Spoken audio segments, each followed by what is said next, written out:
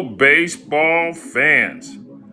Leachy is back with, believe it or not, this will be my 10th episode of my One Hit Wonder podcast. And as you know, life and things move forward and on, I'm always trying to think of topics. And I know when I'm in the cage, I'm always telling stories because I feel like I got a million baseball stories because I've come across so many people and played in so many different places. So today I wanted to talk about a story of when you fail at a pivotal point in the game or season and you have to chew on it for like the rest of the season. So it made me think of my 1997 Tacoma Rainiers AAA roster, which is still the affiliate of the Seattle Mariners. And just looking at this roster of players, I mean, we had basically pretty much everyone on the team played in the big leagues. And even the guys who didn't make it were really, really good players.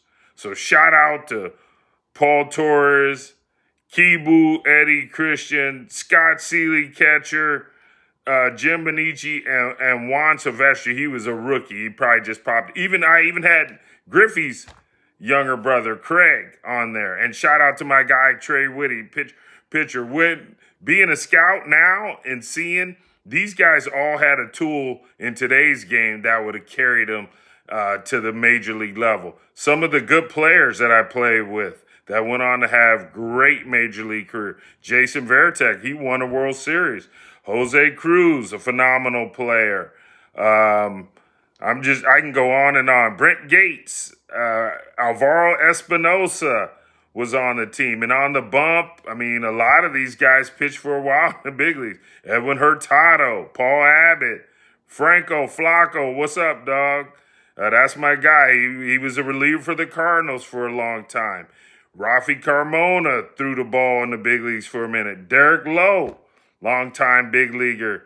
And I mean, I can go on and on. Felipe Lira, most people probably don't even know these. It looks like Jamie Moyer even came down and threw probably a rehab game for us. But this team, the way the Mariners had put this team, and we were led by Dave Myers, our manager, I believe is still pro scouting up in the Pacific Northwest for the Tampa Bay Rays. But this team was a veteran team, and I think at the time the Mariners were competing to get to the playoffs and the World Series, so they wanted to have experienced players ready to go if someone went down at the big league level. And I mean, I don't think Dave had to do much with us. We policed ourselves. We did what we had to do to get ready to play on a day in and day out basis. And I remember, as the season went, because AAA guys are going up, down, in and out. You get a lot going on, and it's hard to focus on winning.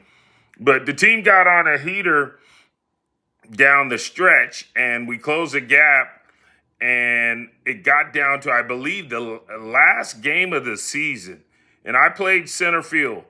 And up in the Pacific Northwest, the summers are beautiful, awesome when the sun is out. But early on, it can be overcast and muggy, and not muggy, but just kind of dreary, not much sun. So I love going to Seattle, the Pacific Northwest, especially during the summertime. So anyways, we get to the last game of the season, and I'm playing center. And I forget who we were playing, but it was a it was an important game. I believe we won the game, we would have made the playoff. And I remember we got to the last inning, and I was playing center. And somehow, I feel like Felipe Lira was pitching. And somehow the other team got the bases loaded. And we had 2 outs.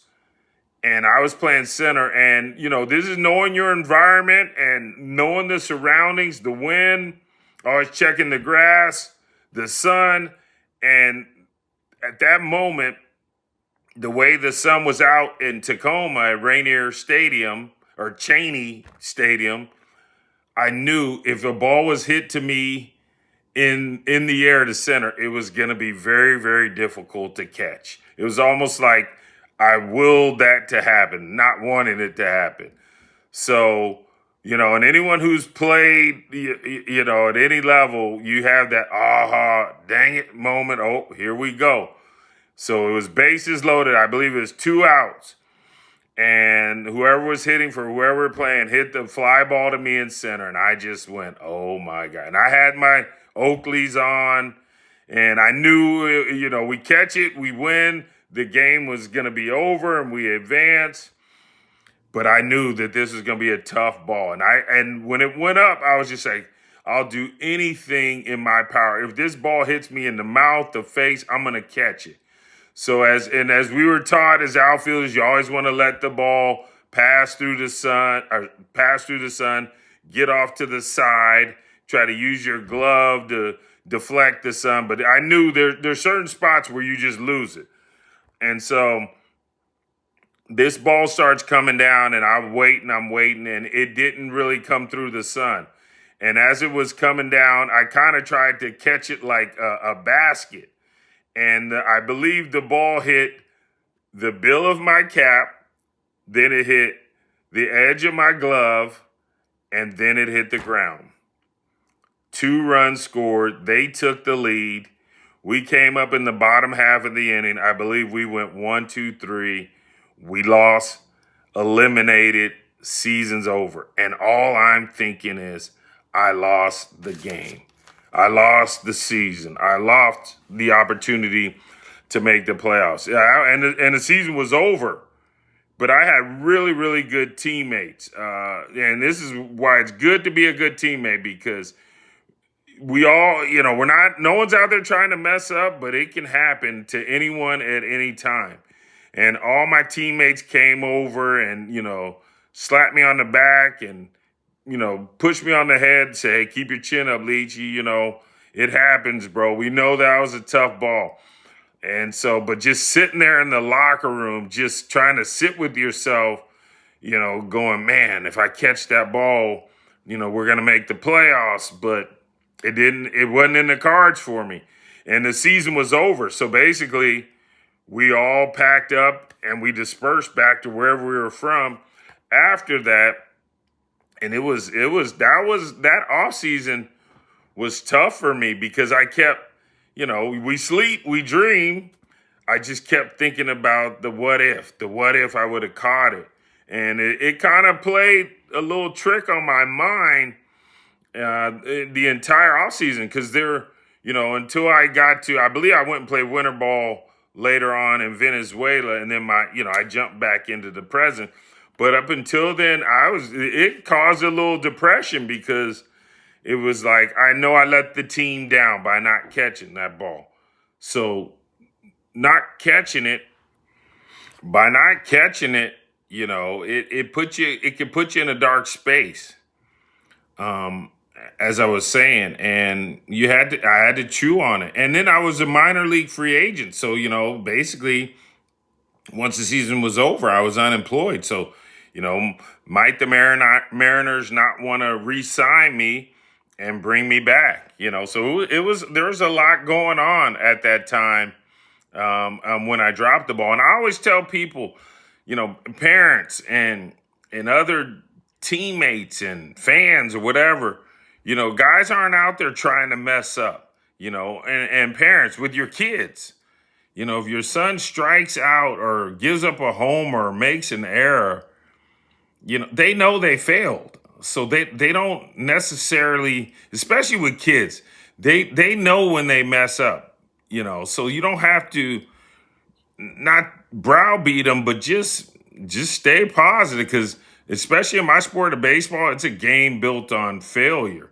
So, when your kid has a bad game, he knows, she knows.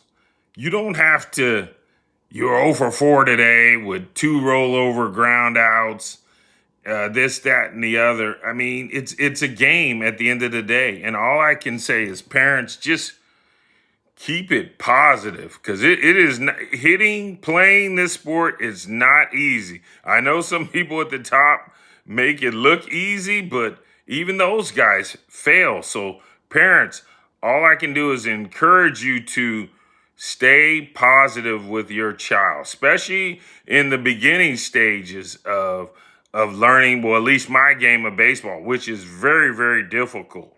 Hand-eye coordination, trying to hit, a round ball with a round bat, square it up, just to try to make contact. And there's all that matter or space where you can miss it, and you're gonna miss it. So it's like, just encourage them, because this is not an easy task, especially with batting. That the kids, you really, really need to encourage them, and just tell them, just keep trying, keep going. Okay, and Rome wasn't built in a day, because sometimes people, especially since I'm in the training space, they think one lesson or two lessons or five lessons will be the cure all, the be all. And I was like, if it's that easy, shoot, I'd worked for the Dodgers or the Giants or the Yankees, and I'd be their hitting coach, and I'd probably be making as much or more than the players, because they'd be like, oh, at least you can keep them all out of slumps. But it just doesn't work like that. So all I can do, and I wanted to come on here and give this post, and just say, parents, encourage your kids. Don't browbeat them. They're not pros. Coaches, especially young coaches. I know I made that mistake when I first got into coaching. I was coaching like I was still in the pro game, and really all I was doing was coaching someone's kids. So I used to be really, really hard on the kids. Didn't show much compassion and empathy. But now, as I've matured and gotten older, I coach, but then I make a joke or make it funny or make it positive, because I know how hard it is, to play this game. And this just came to my head. I just had a parent, text me the other day about his son. He's playing travel ball and this, that, and the other. And he goes, yeah, I see you adjusted his stance and it looks good. He likes it and everything is going well, but he didn't get the results, in his tournament. And I basically texted him back. I said, sir, I had 10,000 professional at bats. I had close to 2,000 hits. I had well over 1,000 strikeouts and one major league hit. I said, I know I've been on every level emotionally in this game at a high level, where the pressure is as high, because it's your job. It's how you keep your job. So I said, what I'm showing your son is from my experience of the great hitters I played with, against, and how they approach it. The calmness and the confidence of a Jeter, or the way Manny Ramirez, we knew he was going to be a superstar right when we first played against him, when I was a Yankee up-and-coming player and he was with the Cleveland Indians. We knew Manny was going to hit, because this dude could hit velocity right out of high school, which most kids out of high school, we never seen that before. And this guy was just an outlier of a hitter that everyone knew this guy was going to be something special. So for me in the training space, I'm just teaching, and every kid's different. Some kids I may have to speed up. Some kids I have to slow down. Some kids I got to hug, coddle, I can't put every hitter in the same box, because they all are different types of hitter. They all have different types of swings and approaches. But I do know this: when you get in that batter's box, you have to have some kind of self-belief. If you don't have self-belief, it is going to be extremely hard to hit, let alone play.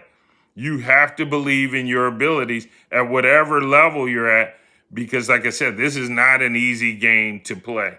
So parents, please, please, please keep it positive, keep it fun, because at the end of the day, these kids, your kids, are not professionals yet.